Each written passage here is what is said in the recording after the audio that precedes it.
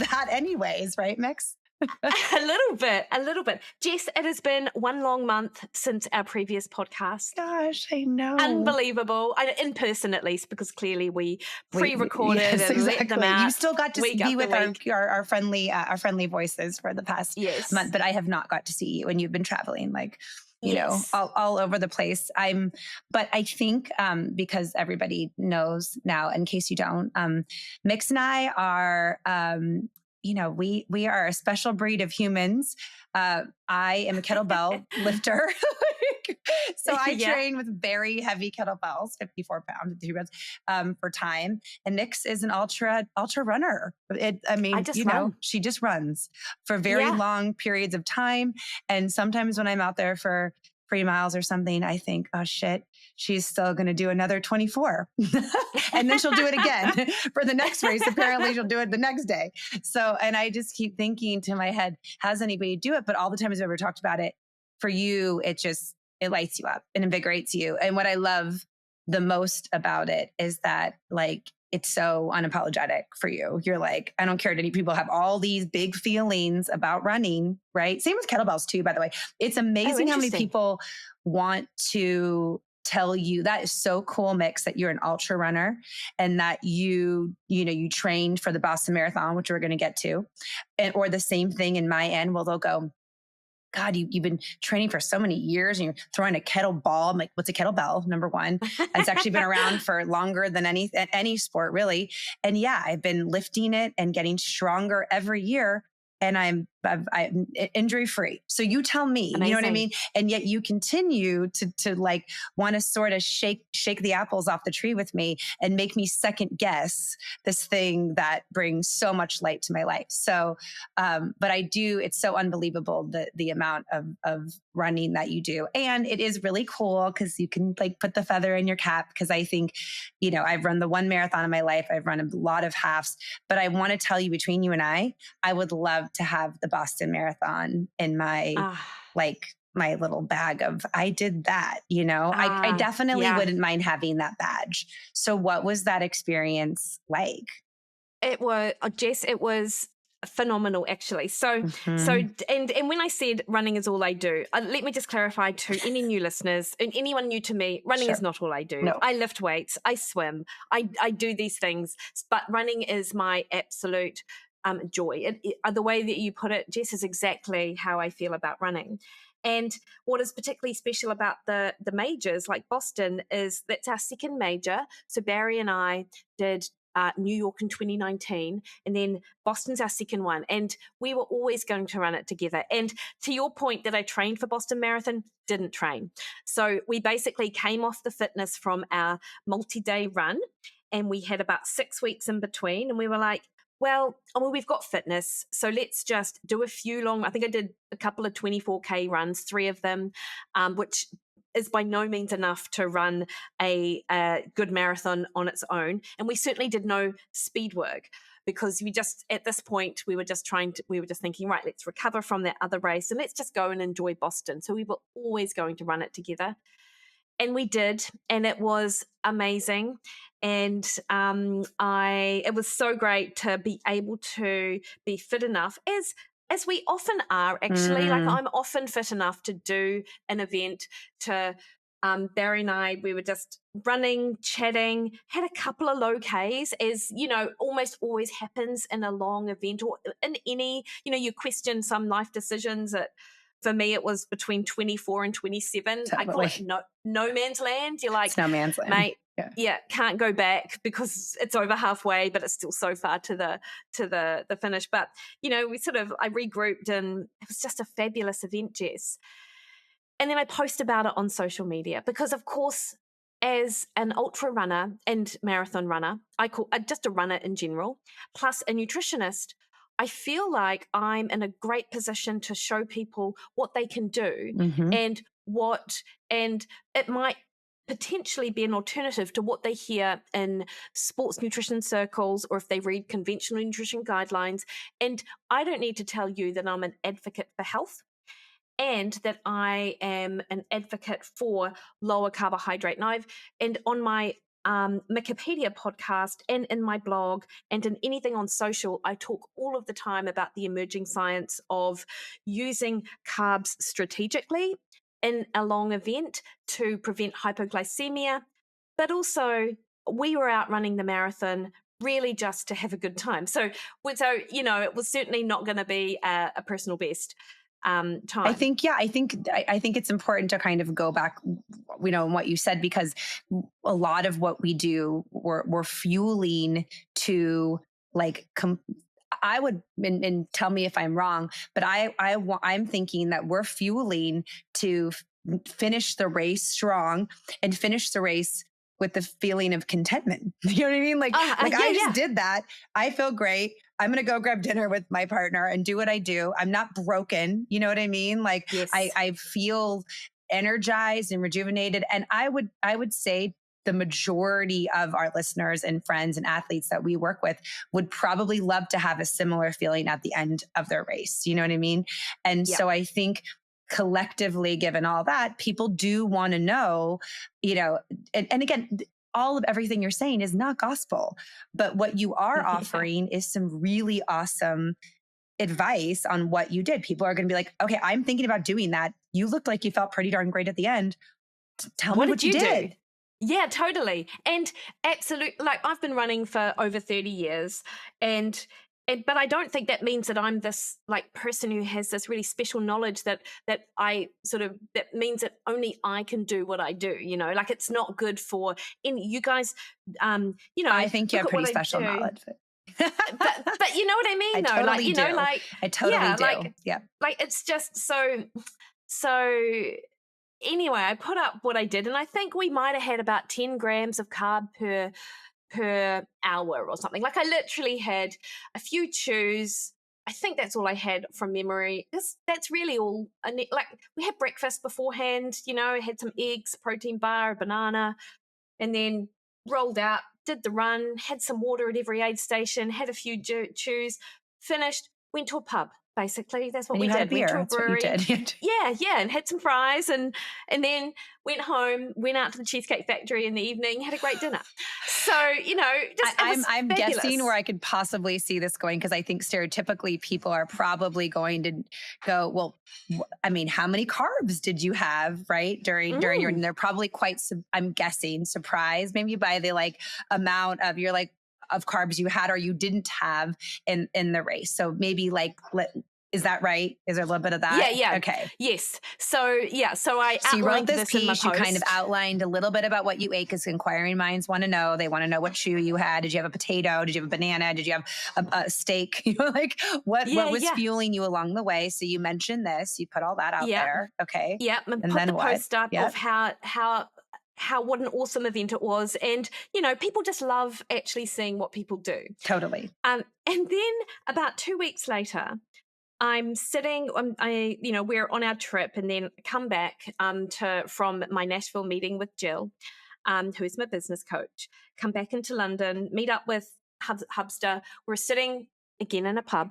And then I get an email from a client of mine. She's lovely. She's just a lovely human. She's like, Mikki, I really debated sending this to you because but it made me so angry that it's clearly about you. And I just had to share it. And then she copy and pasted something written about me and my Boston experience, more than my Boston experience, and how I was basically obviously just surviving and not thriving. So if you want to run the way that she does and just survive and not thrive, you do what Mikki does. And then outlined what was wrong with my strategy. Ouch. But not only that, Jess, there was a whole paragraph on my running for the last 10 years.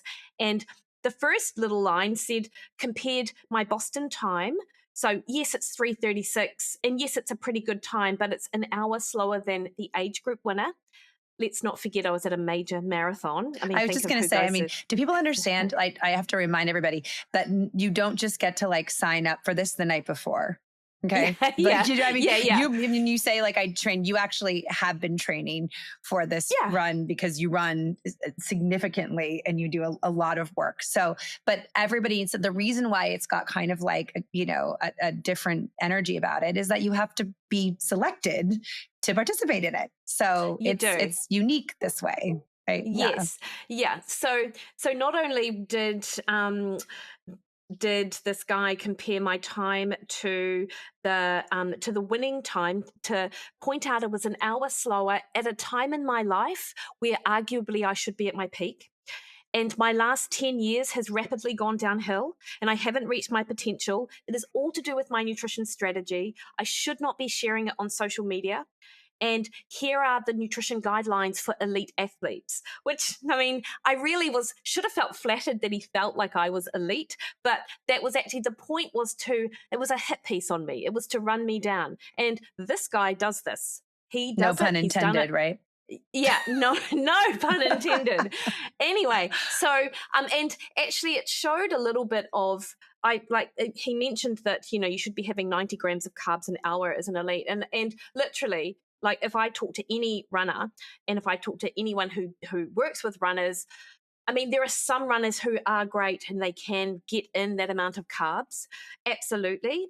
But it does take a special kind of athlete, Jess. It's like the probably the thing that allows them to digest that much carbohydrate also makes them the elite athlete that they are, whereas that was obviously overlooked. And so the whole piece was how I'm surviving, not thriving, and all throughout the entire thing, no mention of Barry, who was running along beside me. He's a man, so obviously it's fine for him to do whatever. Sure. Yeah. But and so I read it, and then I just thought, and then I saw who wrote it, and I just rolled my eyes and went, God, I've spent a couple of years trying not to think about you, and here you are running me down, no pun intended, in this private Facebook group. So I write about it on social media, and I'm like, oh, someone just sent me this, and I outlined it, and then I said, look, if they were going to criticize anything, it should have been our training, because we literally had such crap. Like you say, we absolutely continued to run, but that's different from training. As you know, when you train specifically for an event, you've got set sessions, etc. We did none of that. That's right.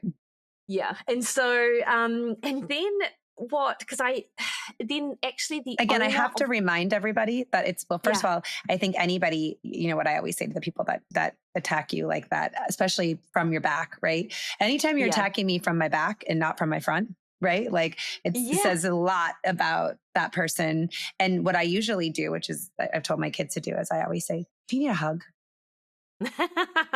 I'm happy to give you one, because it looks like you might need one, right? Because you know what? Yes, it's really good. So you can take that so with you. I'd give that as a gift to you. Thank you. And the other thing that is so, again, interesting about this is that your goals were met and then some. You went on this trip, you had a business meeting, you wanted to travel with Bears, your hubster, and the goal was to go to this very well-known race, right? Be out there, to not cramp, to feel energized again. Actually, the opposite. It was like you weren't surviving out there. You were actually thriving. That's what's so funny, right? Like you were doing everything. So all the miles, you ate what you ate. You didn't have to stop. You didn't have to stop the race.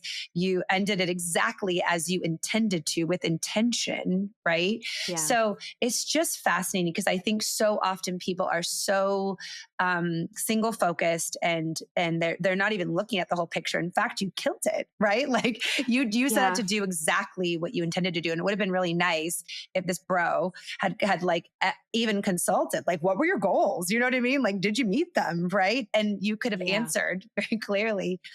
Not only did I meet them, I exceeded them, and I felt really good when I was done. Like, that's what's so crazy, is that not everybody's goals are the same. You know what I mean? Like, even for athletes that run the Boston Marathon, that's the beautiful thing about a race, is that everybody can be at the start line with a different goal of the race. Probably to finish it would be the collective goal. Absolutely. Right? And when Barry but how you do it is very different. Yeah. And we thought we talked about it, and we're like, well, if we come in under 4 hours, that'll be great. And we came in 3:36. Like, we were like, oh, stoked, right? So my PB for a marathon is 2:55. And that was 15 years ago. And that's so impressive. It's like the half. It is amazing. No, do you know what? I know. But actually, it was impressive. It was impressive. Yeah. So anyway, I put this thing up on social media and I get a lot of feedback, as you do. But the owner of the Facebook page, and he's a run coach, he contacted me and he said, Mikki, he's really lovely. He said, Mikki, I'm so sorry. I had no idea that this piece was being written the way that it was. And I actually really like a lot of your stuff. I like that you showcase how you can do things differently. And I really apologize. And I want to give you an opportunity to just share your side of the story. And he said he was going to pay me for it. I didn't want money, Jess. I was like, don't want your money. I thought I was like, oh, I don't want your money. I want his money. But you don't have the money to pay that you gave him to write this hit piece on me. Yeah, absolutely. But so I wrote something back, Jess, because I reread what was written, and what I realized about it wasn't just an attack on my nutrition approach. He really attacked, as I said, the last 10 years of my running. Like he had some insider knowledge as to my training, as to my goals, as to my life. And yes, we were actually good friends at one point. But subsequently, I would say he's a bully, actually, which has made me move away from being friends with him, which really saddens me, actually, because I want to think the best of people. And every time there's an opportunity to prove differently, he just proves to me he's the person I thought he was. And it's actually up to me to realize this. And it's actually quite weird because I was with other friends prior to going away and he came up in conversation. And I just thought a little bit wistfully of how we were friends. You know, like it's really interesting to then have this happen and go, okay, this proves to me actually why we're not. So I wrote something back. And not only did I write about the actual science, because actually there's a lot of emerging research to show that well, the first thing is that endurance athletes about 86% of the time experience GI issues because they don't tolerate carbohydrate, which is why the elite are the elite, because they seldom have these types of problems that the mere mortals do. I was totally going to think about that. I think about all the porta potties. Yeah, 100%. 100%. Like, wow. I know. Lines. You are just dying out there. I would love to know that secret. We can talk about that another time. No, totally. And then the second thing so I wrote about the fact that, you know, actually there's a good emerging science that you don't need that carbohydrate if you are metabolically flexible. And then I also included the fact that many women that I deal with, particularly, not just women, but women, you know, they struggle with their body composition. And part of it is that they just overfuel. And then the subsequent sugar that goes in for training, their training diet, makes their energy crash later and makes it hard to make good food decisions. And this is what I see. So if we can get you off all of those carbs that you actually don't need, then fine.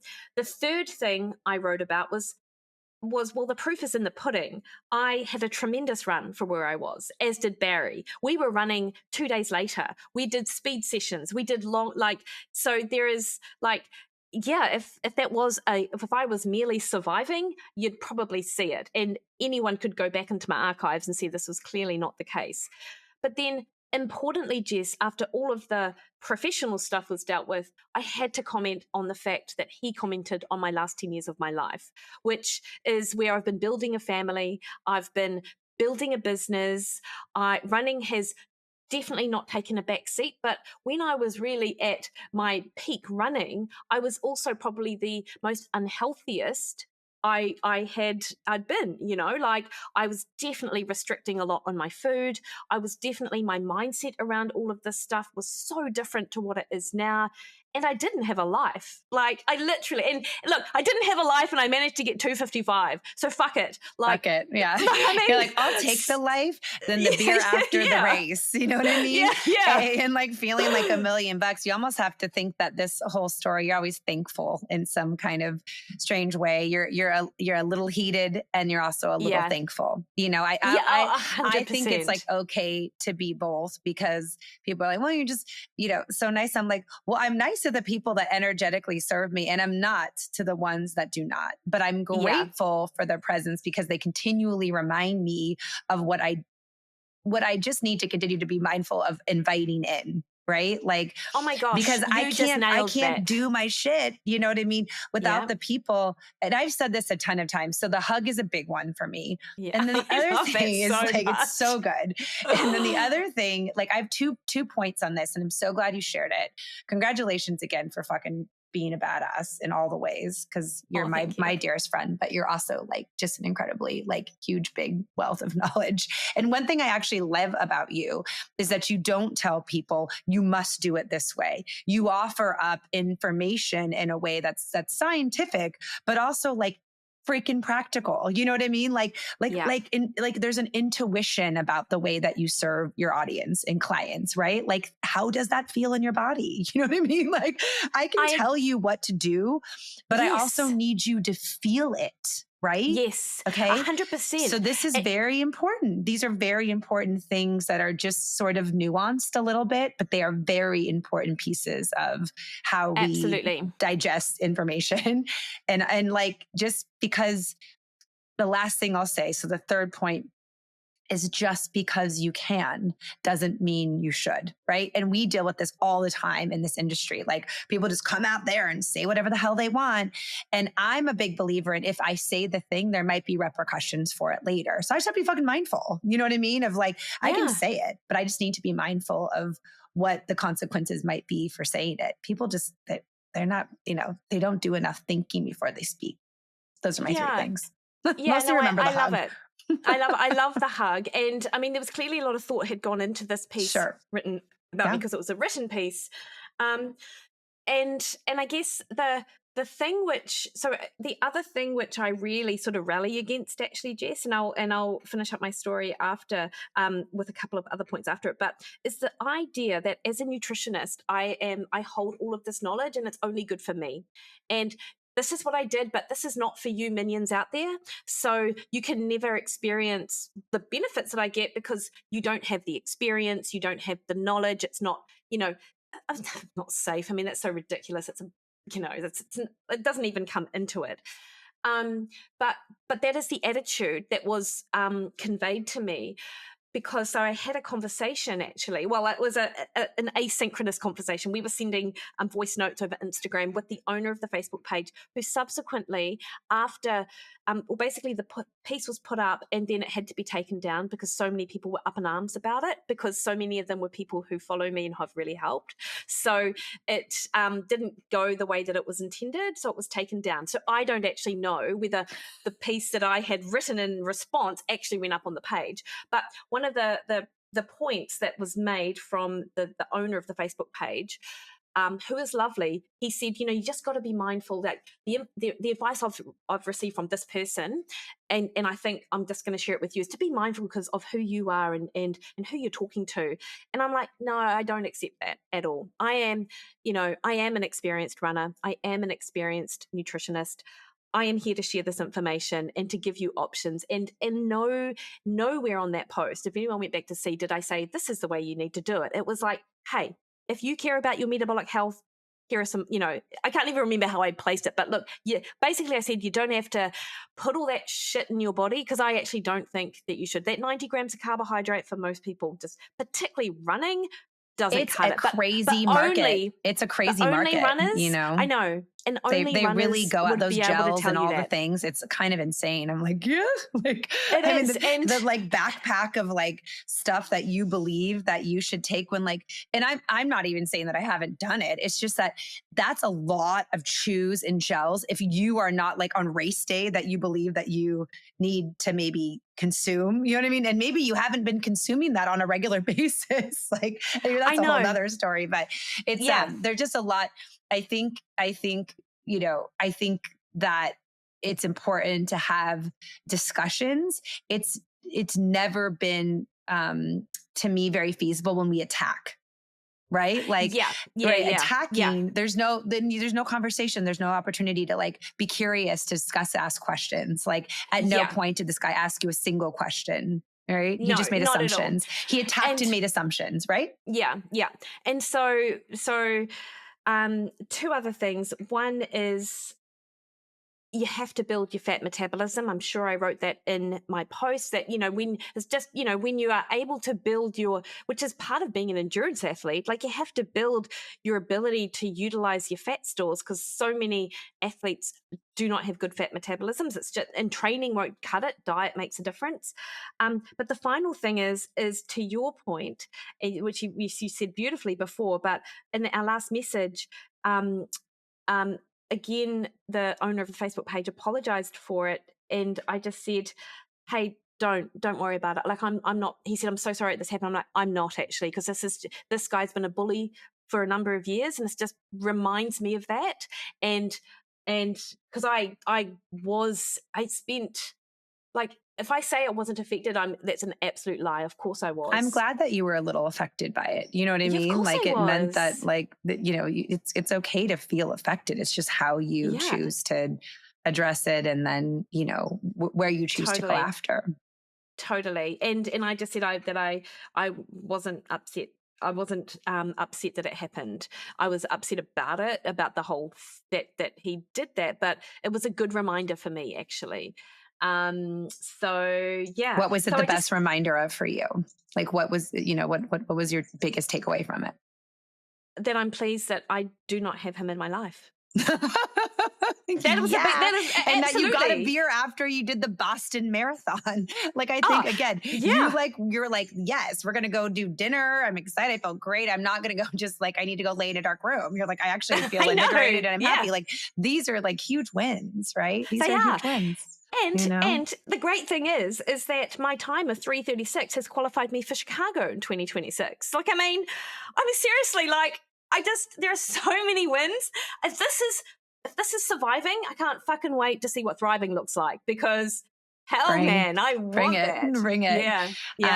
I'm so glad that you did it. I'm so happy you shared it. I was cheering you on, literally, like, just like, it's so exciting for me that you did that. Cause there is something like Boston Marathon, so like street cred, right? You just like, I did this thing and I did it and I felt great. And I will say that is, 100%, not even 9 times. It's 100% the way that I want to feel when when I'm done, competing, is I want to feel like, not only am I excited emotionally to go do it again, but I don't want to feel broken. You know what I mean? I want to feel integrated. But it is so amazing to me, and it will never stop being amazing to me, how many opinions people have about your life. I know, isn't it? And it's a lot of opinions and a lot of things, but then again, it gives you the opportunity to reflect on the energy that you do want to invite in. And I'm always happy for that kind of stuff, because if I can't, I need to have people in my life that think I'm a little crazy, but also would 100% go to the mat for me and would 100% speak of me. I love this. And I tell my friends this, I'm like, I want you to be proud of our friendship. I would be like, I stand for Jess, 100%. I stand for Mikki, like, just proud. Think I'm totally crazy, because I am, you know what I mean? But be proud of the fact that you share in this friendship. I know I am for you. And I'm 100% back, Jess, 100%.